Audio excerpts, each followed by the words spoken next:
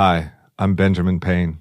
At the K-12 Education Office at Hillsdale College, we support school founding groups and their efforts to start classical schools across the country.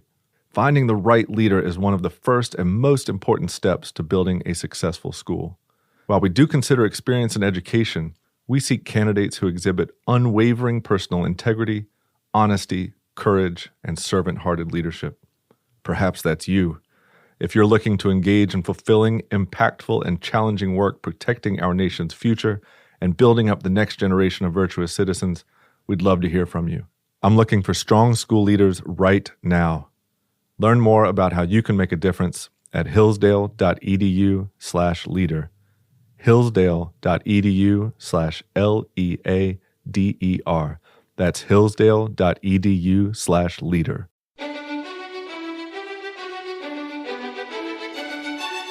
Welcome to the Hillsdale College K-12 Classical Education Podcast, bringing you insight into classical education and its unique emphasis on human virtue and moral character, responsible citizenship, content-rich curricula, and teacher-led classrooms. Now your host, Scott Bertram. We continue our series of episodes from presentations delivered at Hoogland Center for Teacher Excellence seminars. The Hoogland Center for Teacher Excellence, an outreach of the Hillsdale College K-12 Education Office, offers educators the opportunity to deepen their content knowledge and refine their skills in the classroom. These one-day conferences are hosted during the academic year in cities across the nation and feature presentations by Hillsdale College faculty, K-12 office staff, and leaders in the Hillsdale network of member schools. There is no cost to attend, and attendees may earn professional development credits. Currently, the Hoogland Center is hosting a series exploring the art of teaching a variety of subjects.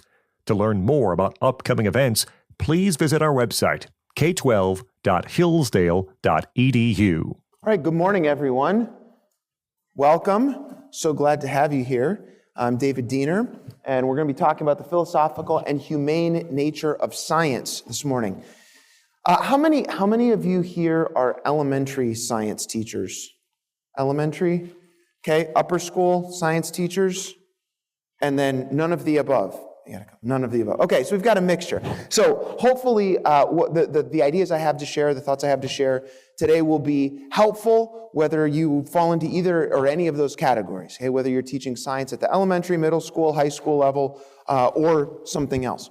I'd like to begin by asking a very simple question, which is, why do we study science? What's the point?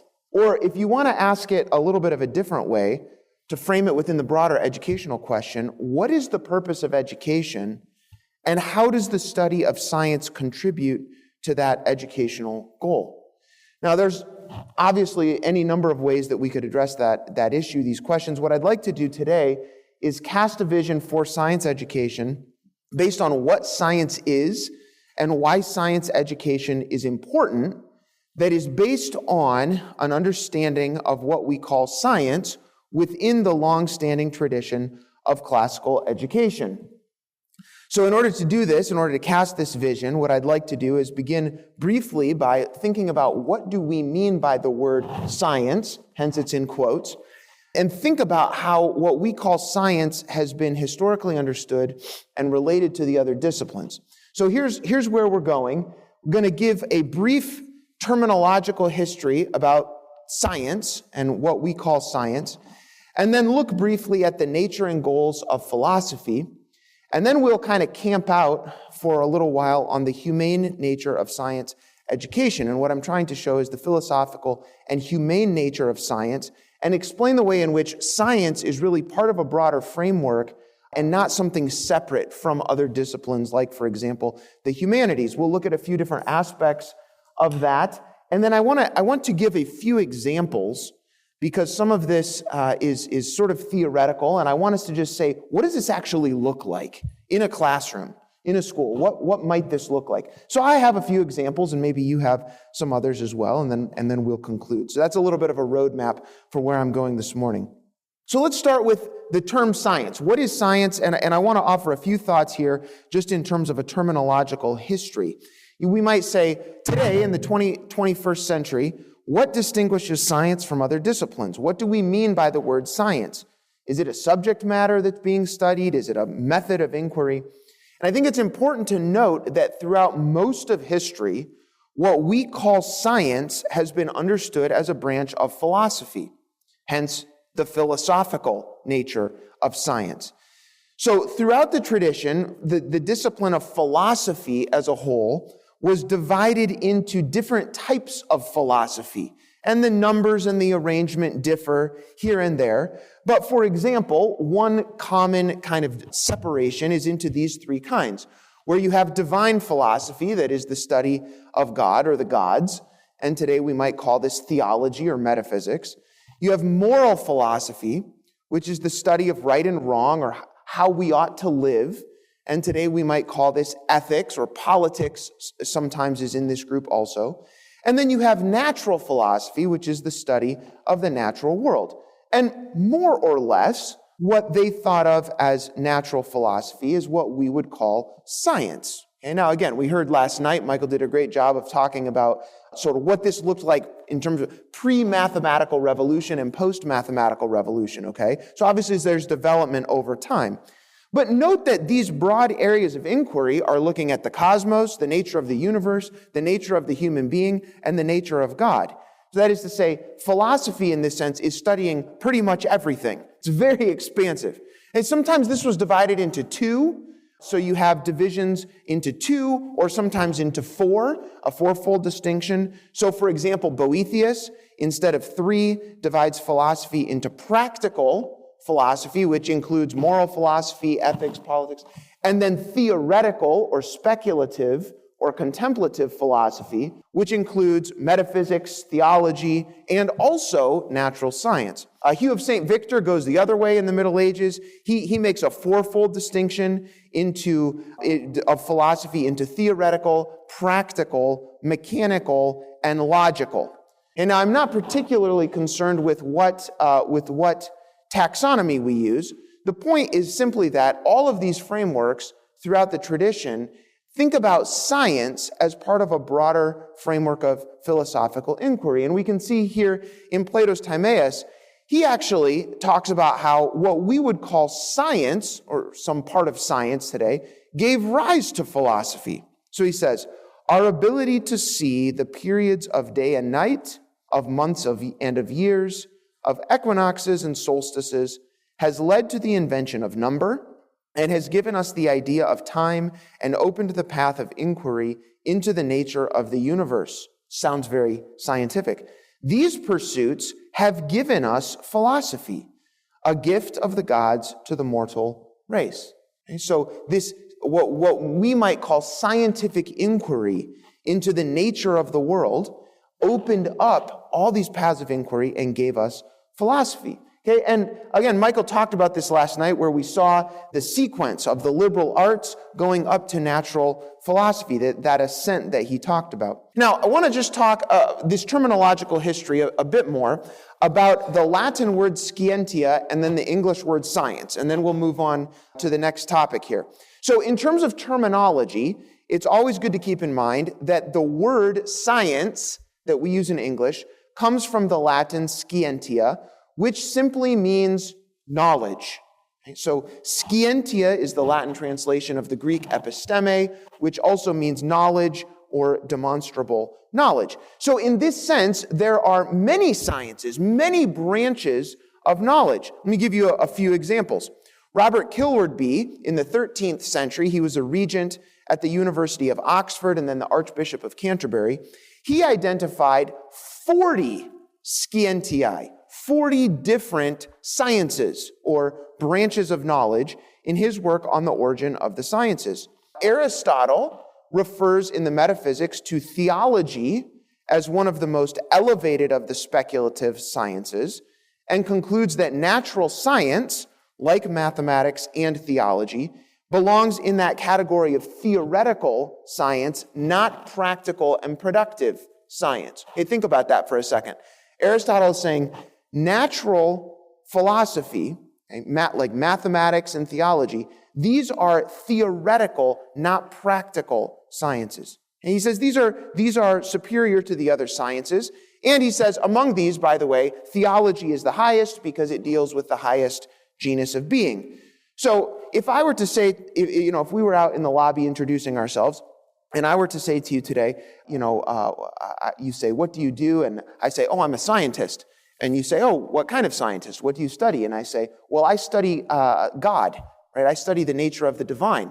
You might say, oh, I thought you said you were a scientist. That's what theology does. And I say, no, I'm a scientist, right? So within the historical, to our ears, it sounds funny to talk about it that way, but this is exactly what Aristotle is saying. He's talking about the science of the divine, okay? The study of knowledge of the divine. Okay, now, in addition to referring to a specific branch of knowledge, this term scientia also was used to refer to a certain habit of mind or intellectual disposition that characterizes those who know. So we might talk about the scientific method as key to science. It's a certain kind of inquiry. But even before what we think of as the scientific method was developed, people were talking about scientia, or science, as a kind of habit of mind. So Aquinas, for example, refers to scientia as a habit of mind and as an intellectual virtue that, along with the other intellectual virtues like intellectus, understanding, and sapientia, or wisdom, is able to perfect our intellectual powers. The English physician John Securus in 1566 writes that science is a habit and a disposition to do anything confirmed and had by long study, exercise, and use. In 1676, Thomas Holyoake's dictionary defines science as, properly speaking, the act of the knower, and secondarily, the thing known. Science is simply the act of the knower, and secondarily, the thing known. And French philosopher René Descartes, who, as we were talking about analytic geometry last night, made great strides forward in putting together the connections between algebra and the geometric plane. French philosopher René Descartes defines science, or scientia, as the skill to solve every problem. That's pretty broad. Scientia is a method that allows us to solve every problem. Okay, to finish up this terminological history, I want to just briefly mention a couple things about the English word science. The English word science also historically has had a much broader meaning than it does today. So if you look at books that were published over a number of centuries, say from the 15th to the 17th century, you get books that refer to the natural and moral sciences. Think about all the ways in which books were published about different sciences. The science of the natural world, the science of medicine, the science of surgery, the science of math, of logic. You get books on the science of architecture, the science of sailing, the science of defense, the science of music, the science of the angels, the science of flattery. There's even a book we have that's on the science of drinking, which the author says should be considered the 8th liberal art. So there you have it. Right? In 1651, Thomas Hobbes published the Leviathan. In that book, he treats science and philosophy synonymously throughout in various passages of that book. If you're reading along and you don't realize this historical understanding of science, you're like, wait a minute, I thought you were talking about philosophy. You just switched to science. And then he's going back and forth. Yeah, because he's understanding these as intimately connected. Hey, in the 19th century, this term science at Oxford still referred to elements of the philosophy curriculum. And final quote here, think about the way that the Encyclopedia Britannica defined science. This is from 1771. Science in philosophy denotes any doctrine deduced from self-evident and certain principles by a regular demonstration.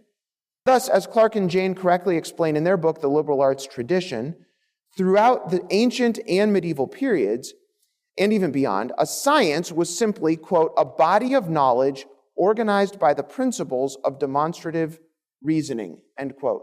Again, that is incredibly broad. Right? A body of knowledge organized by the principles of demonstrative reasoning.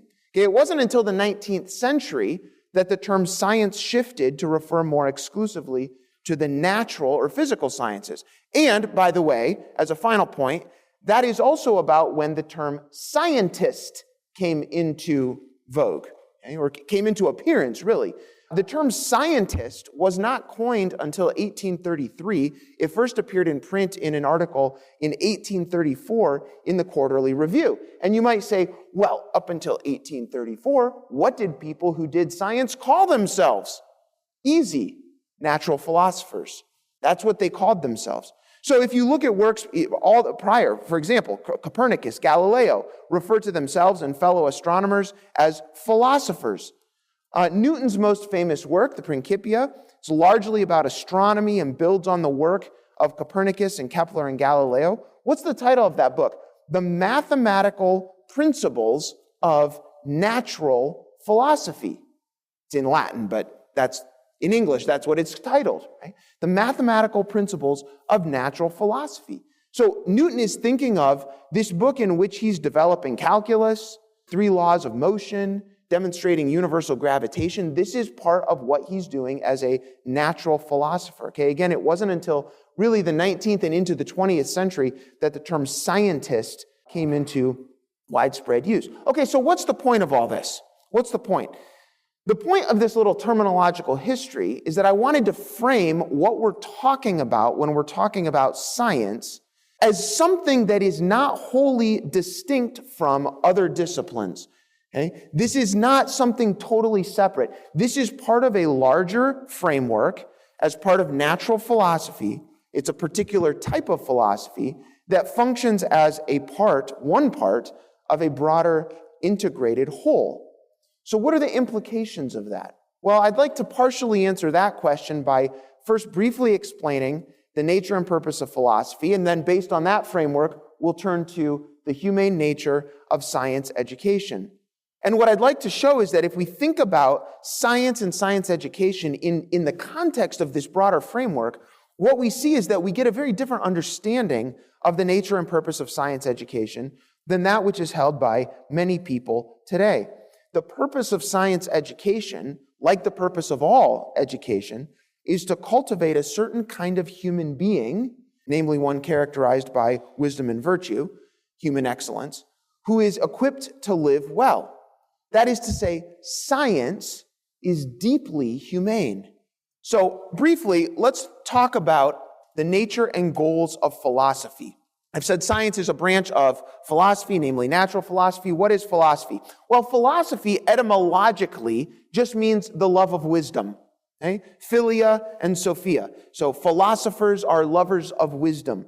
That a life of wisdom is the goal of the philosopher. The philosopher is seeking after the attainment of wisdom, or Sophia. Now, Aristotle draws a distinction between theoretical wisdom and practical wisdom, or phronesis. Okay, so you have this distinction between theoretical wisdom and practical wisdom.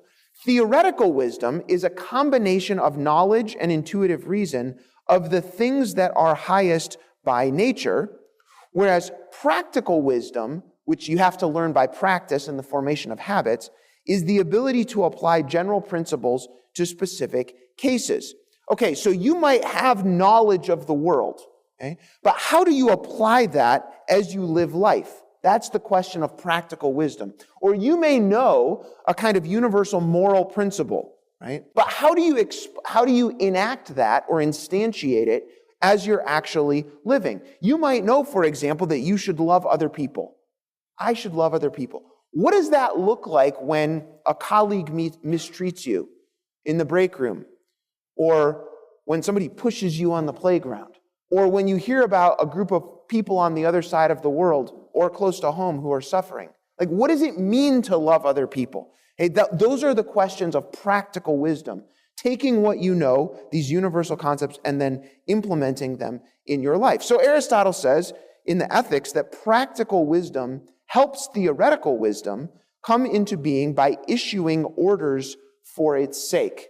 Okay, so living a life of wisdom is not reducible merely to what you know.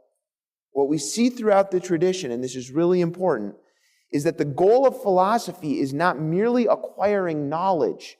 It's not just episteme. It's learning how to use it well as you live a life of wisdom and virtue.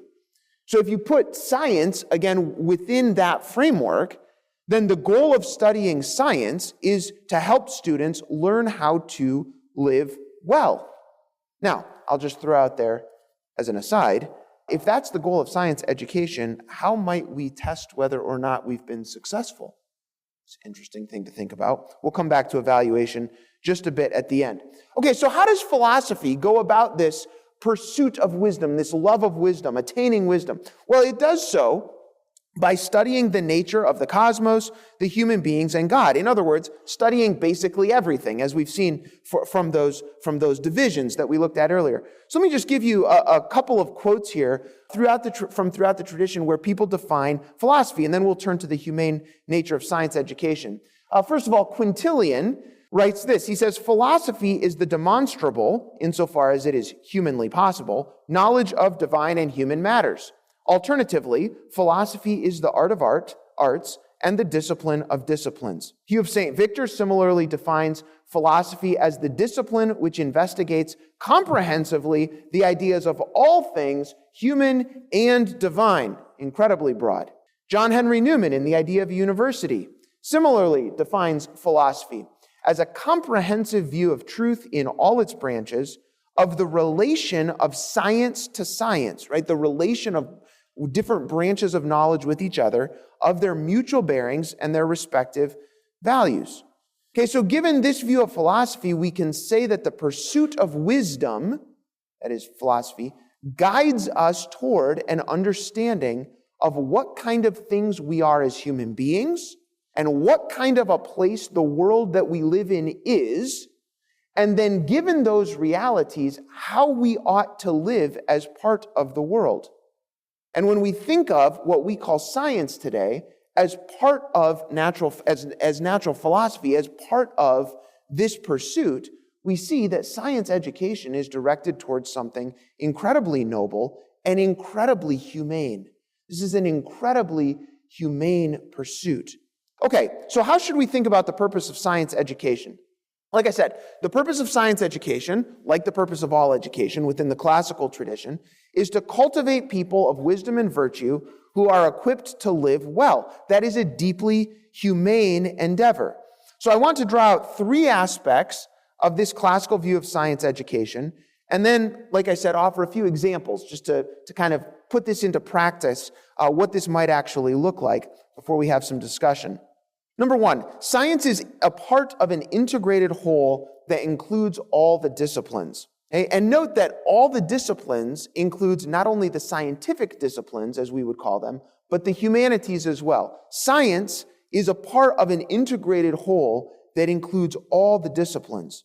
Look at what John Henry Newman says in The Idea of a University.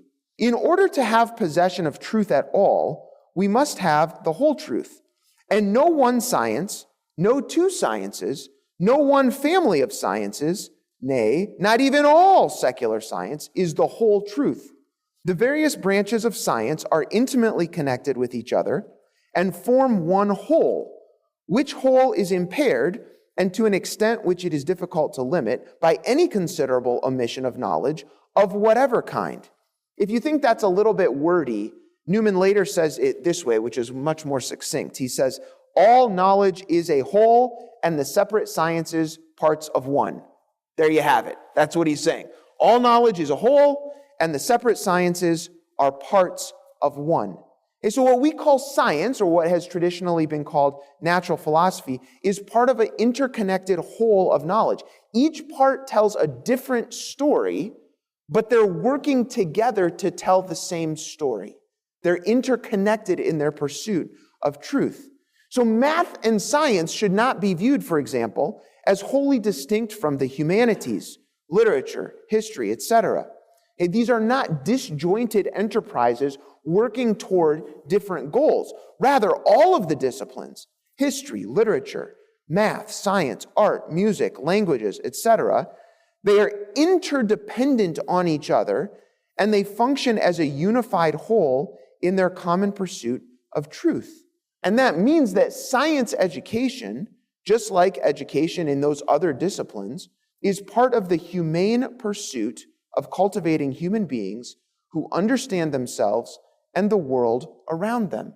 Mortimer Adler puts it this way: liberal education, he says, is not tied to certain academic subjects, such as philosophy, history, literature, music, art, and the other so-called humanities.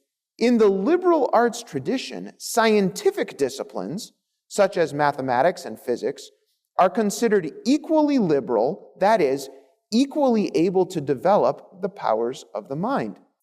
That big fat Hillsdale K-12 program guide that Eric Kuykendall just held up a few minutes ago in the introduction this morning has curriculum essays in that. And there's a curriculum essay in that book on science written by Matt Young, who's going to be speaking next this morning. And here's one of the things that essay says.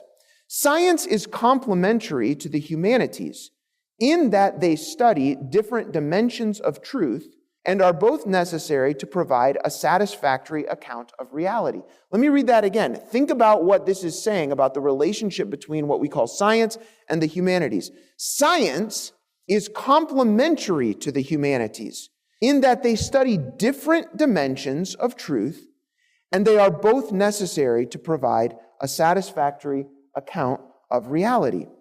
Okay, so the second point here follows from the first. Science is limited in its ability to pursue truth. If all the disciplines are part of an integrated unity, then any one discipline by itself is necessarily limited in its ability to grasp the whole. This is a really important point because a lot of people, not just science teachers, but a lot of teachers and professors today, think that they don't really need to know that much about the other disciplines, right? The disciplines are fragmented. I'm a specialist here, you're a specialist there, she's a specialist over there. And there's not a sense that all of the disciplines are working together to provide a coherent understanding of the universe. The problem with that fragmentation is that no science, no area of knowledge is able to tell the whole story. And when you separate it out, it is not put in context with what Newman calls the safeguards of the other disciplines. And it can bloat and take over areas that don't properly belong to it. Or to put it a different way, individual disciplines practiced in isolation from each other can only provide a truncated view of truth because each has its own merits and defects. Each discipline needs the others to aid and to correct it. It needs the give and take, the fraternal correction between the disciplines. A.G. Sertalage captures well the problem with a fragmented approach. This is a little bit of a long quote, but I think it's really good, so I'll read it. He says, "Can one study a piece of clockwork without thinking of the adjoining piece? Can one study a bodily organ without considering the body?" Those are rhetorical questions, by the way. The answer is no. Right? So in other words, if I just take out, a liver and put it on the podium and say, "Here, study it," you can't understand what the liver is, or the lung, or the heart, or the appendix. Well, insofar as the appendix has a purpose, you can't understand what those things are outside or ripped out of the context of the whole body. They play a part in a broader whole. That's the point he's making. Neither, he says, is it possible to advance in physics or in chemistry without mathematics, in astronomy without mechanics and geology, in ethics without psychology, in psychology without the natural sciences, in anything without history? Everything is linked together. Light falls from one subject on another, and an intelligent treatise on any of the sciences alludes more or less to all the others. And then he goes on to make this historical point that very great men have always shown themselves to be more or less universal. Excelling in one branch, they were intelligently interested, often competent, sometimes specialized in others. You could not have confined to a single department men like Aristotle, Bacon, Leonardo da Vinci, Leibniz, or Goethe. Just think about that. Think what you would do if, Aristotle or Leonardo da Vinci showed up at your school and applied for a teaching job. You say, "Well, are you certified? In what area?" "Well, I kind of teach a bunch of different stuff." "Well, which department should we put you in?" Well, his point is you couldn't, right? Because these were thinkers who had this broad, comprehensive view of reality and were integrating the different disciplines in their thought. So while science plays an important role in the pursuit of truth, it should recognize its limitations and dependence on the other disciplines as well. Again, in the Hillsdale College K-12 program guide, that curriculum essay on science states, quote, "The methods of the natural sciences are limited to consideration of only certain kinds of experience and are not well suited to exploration of all truth," end quote. They're not well suited to the exploration of all truth. They focus on a certain kind or aspect of experience. Okay, and then thirdly and finally here, before we think about a couple of examples, science is moral in nature. Science, if you understand it as natural philosophy, as the pursuit of wisdom, science education as directed toward helping students to live well and flourish as wise human beings, has moral implications. So science education cannot be separated from moral considerations. This has been understood all throughout the tradition. For example, think back to practical wisdom, right? The pursuit of philosophy, including natural philosophy, is a life of wisdom. Aristotle says in the Ethics, it is impossible to be practically wise without being good. Aquinas goes even further. He says, unless you are good, you can't even do science well. In other words, according to Aquinas, a lack of moral character actually has a negative effect on one's ability to do science. Carnal vices result in a certain culpable ignorance and mental dullness, he thinks, and these in turn get in the way of understanding and of scientia. So for Aquinas, all true excellence of intellect, wisdom, understanding, and scientia or science is possible only in connection with moral excellence as well. Okay, the study of science, in other words, cannot be separated either in theory or in practice from the moral formation of its students. Today we tend to think of concerns about the nature, about the natural world, okay, about the physical universe and its operations. We think of these as distinct from concerns about the goals of human existence or the source of moral values, right? We might say one is the realm of science and the other is the realm of theology. But if you study the past, you realize that the boundaries of those domains have been understood very differently, and that questions concerning ultimate human meaning and value have rarely been divorced from understandings of the nature of the universe. So science should be taught in a way that recognizes its moral nature. That is to say, science and science education are not value neutral. You can't teach science in a way that avoids value. Rather, we should teach science and recognize that it is value-laden and that it is morally formative of our students just as much as the other disciplines. Okay, now let's think about a couple of examples. This all sounds well and good, but let's be honest. It's a little bit more difficult to think about how to explain the deeply humane nature of science and math than it is the other disciplines. I think a lot of us feel this way sometimes. Like humane disciplines like literature and history, for example, I mean, that's easy. You can say, oh yes, those pursuits nurture our humanity. They teach us about human nature as we study, the history of the world and interactions of human beings, as we study great literature. Those things lead us to a life of wisdom and virtue. But math and science, it kind of feels like those are more technical, less liberal. At the end of the day, they help us do stuff, right? So it's a little bit more difficult to make the case. Let me offer a few examples, one ancient and then a couple of contemporary examples.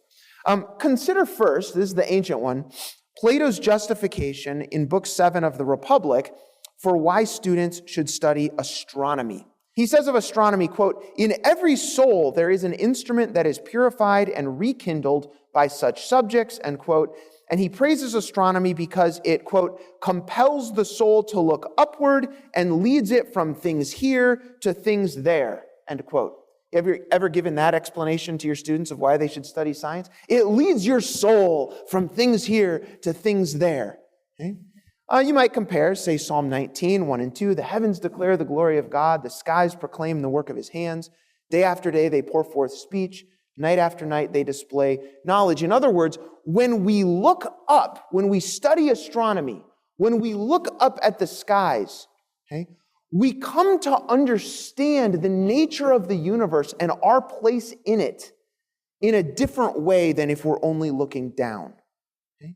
Think about the way that for thousands of years, up until very recently, human beings looked up, okay, to the stars, to the motions of the heavens, in order to understand how they ought to live, when to plant crops, when the seasons are going to change, how to navigate your ship to get back home to your family. If you want to do these very human things, you had to regulate yourself by looking up and knowing something about the heavens. Okay? As far back at least as 3500 BC, astronomy has been used for timekeeping and navigation, and it helped the ancient cultures establish a sense of history and place. In other words, the study of astronomy, what Plato is getting at here, it teaches us about the kind of place the universe is and about our place as human beings in it. Okay? That is a very humane way to think about the study of science. It's not about learning how to master the world so that we can control it for our own purposes. Now, you might just think about this. In the scope of human history, it has not been that long that people stopped looking up and started looking down in order to figure out how to get around in the world. Okay? So what do we do now, many of us? We look down at a little sort of fictitious reflection of some aspect of the world in order to figure out where we should navigate. Think about this. If I'm looking up at the stars, okay, or the planets, and I'm trying to figure out where I am in the world, I recognize that I'm wee little bitty, okay? And that those things are moving around in a way that I need to adjust myself to in order to navigate properly, correct? Okay, let me ask a question. If you're looking at, let's say, a map app, where are you located on the screen? In the center. That's interesting. In other words, we think about the world around us as a place with us in the center. What happens if I'm holding that and I turn? What happens to the map? It reorients. It keeps me in the center, and even more so, it reorients such that the entire universe, you might say, is turning to conform with whichever way I am pointing. I think that has some important philosophical implications for our understanding of how we exist in the world. That's very different than looking up and realizing I need to orient myself in conformity with something that's bigger than I am. Okay? Now, you might say, well, that sounds great, but my school doesn't even have an astronomy class, right? Most schools today do not teach astronomy as a distinct discipline. I wish they did. So aside from weaving astronomical principles into other science classes, let me just offer another example. How about this simple experiment that you could do with elementary or middle school students even? Okay, put a stick out in the schoolyard. Put a 3-foot stake out in the schoolyard, or 4 feet or 2 feet or whatever, and then put a circle around it with compass markings. And every day, for a school year, at the same time of day, 8 a.m., noon, whatever, go out and measure the length of the shadow and the angle, and just collect the data. Okay? This would be practically free. You could use it to teach all sorts of scientific and mathematical principles, from basic measurement to advanced statistics. How do you record data? Can you graph it? What do you do on weekends or days when it gets too cloudy to get a clear measurement? It's cloudy today, we can't take a measurement. Okay, well, do scientists sometimes have to work with incomplete data? What do you do? How can we use graphing to fill in data gaps? What patterns do we see over the course of the school year? What does this tell us about the Earth's relationship to the sun? How does the collected data help us to understand the seasons and weather patterns? What kind of measurements are we getting in December versus those we got in August? Okay?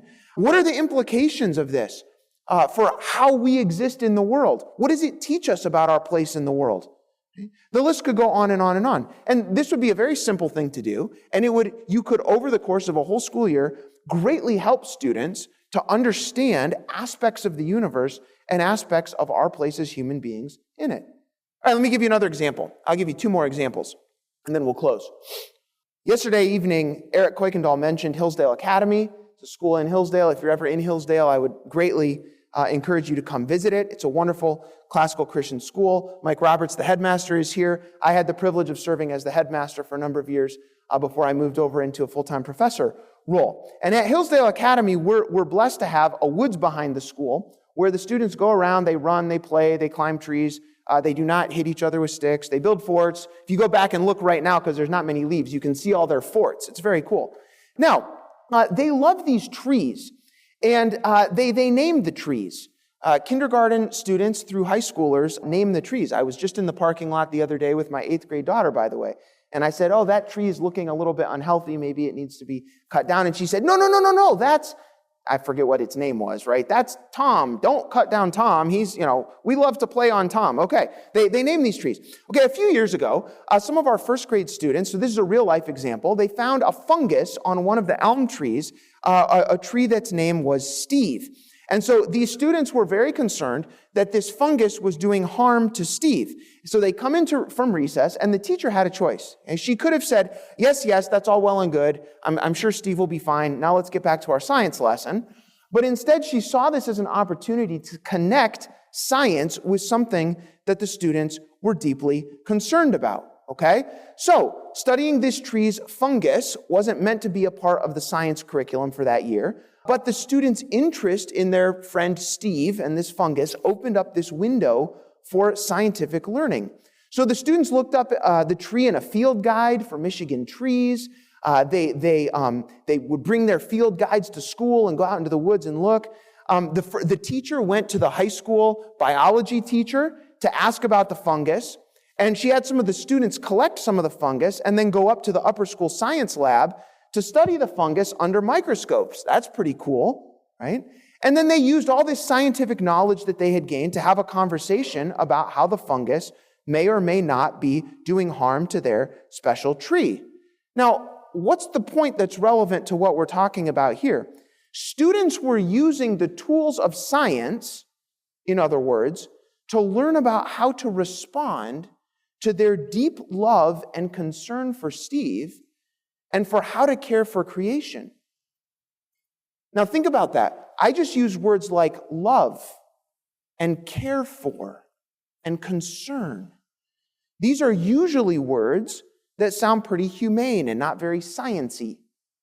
So the teacher was connecting these worlds. One final example that I'll give, I'm sure we could give stories all day long. I know a teacher who was teaching about telescopes. Okay, this was an elementary example also. This happened to be 5th graders. The teacher was teaching about telescopes to 5th graders, and she mentioned Galileo. Okay, and they got into this little conversation about, they were going to go outside and look through a telescope, a 3X telescope like Galileo had. But the conversation turned to the nature of scientific discovery. So she was explaining about how Galileo got into trouble, even with the church, because of his discoveries, and the students had never heard this story, and they were aghast, right? How could a scientist get put under house arrest for his discovery? How is that possible? I mean, he was right. Okay? So they had this whole conversation about how scientific paradigms shift and different things, how scientists make hypotheses. Sometimes we realize that our beliefs about the world were wrong. Okay? And one student, this is a 5th grader, he made the point, he said, well, in Galileo's day, the people were really sure that they were right about the earth being the center of the universe, etc. So he said, it turns out they were wrong. Is it possible that there are things that we believe about the world that aren't actually true? It's pretty insightful for a 5th grader. This leads to a discussion about the nature of truth and whether truth is absolute or not, and how we should think about the certainty or fallibility of our beliefs. Okay, now note that here you have a very simple science lesson about light refraction through lenses, okay, and telescopes. And very quickly, the conversation has evolved into a discussion about history, philosophy of science, epistemology, the intersection of science and religion, all this stuff, okay, just from a little lesson about telescopes. And note that all of those are incredibly humane topics. They all have to do with what kind of beings we are, how we know things as individuals and communities about the nature of the world around us. Okay? So it's important to recognize, make a final comment about this example and then move to conclude. It's important to recognize that the way that the teacher responds to that student's question about the limits of our knowledge reveals, whether knowingly or not, a belief about what the purpose of science education is. So that's the question I started with at the beginning. If the purpose of science education is fundamentally, let's say, to prepare students for the test, then probably the best answer that the teacher could have given was something like, well, Johnny, that's an interesting question. That's teacher code for it's a bad question. That's a very interesting question, Johnny, right? But it's not exactly relevant to Science Standard 17B.5, so for now we need to pass over your question to get back to the educationally relevant material. Okay, this lesson, my lesson plan is intended to prepare you with knowledge about Standard 17B.5, so we'll have to put your question aside. But if, on the other hand, the purpose of science education is to cultivate students of wisdom who can live well and flourish as human beings, then spending some time on that student's questions is one of the most humane approaches to science education that the teacher could take. Okay, so to conclude then, when we understand science in this way, we see that science is a deeply humane endeavor, and science education is deeply humane. There is something in us that fundamentally longs for knowledge. As Aristotle says at the beginning of the Metaphysics, all men by nature desire to know. And science, the scientific disciplines, play an important part in the pursuit of knowledge and wisdom, which enable us to live well. Science does not merely teach students the instrumental mechanical skills that they need to control the world around them. Rather, it helps to cultivate their humanity. It helps them to understand themselves as human beings, the nature of the cosmos, and what it means to live a wise and virtuous life as human beings in the world. That's very different than the way that many people today think of science education as basically preparation for a STEM career or to get a job or at least a sort of useful, mechanical, practical knowledge. So let's realign our understanding of science education with that of the historical, classical approach to science as natural philosophy. Science education is not merely a technical matter of preparing students for a test or a job or some contribution to a STEM field. Rather, the purpose of science, that is natural philosophy, the purpose of science education, I should say, is, as the tradition has understood it, to help us become wise by learning about the world and our place in it. And thus, science education is a deeply humane activity. Those of you who are science educators, what you are doing is helping your students to live fully human lives. And that is a very, very noble thing to do. Thank you. If you enjoyed this lecture, we encourage you to visit our website, k12.hillsdale.edu, for additional information on upcoming Hoogland Center events and other free resources for educators.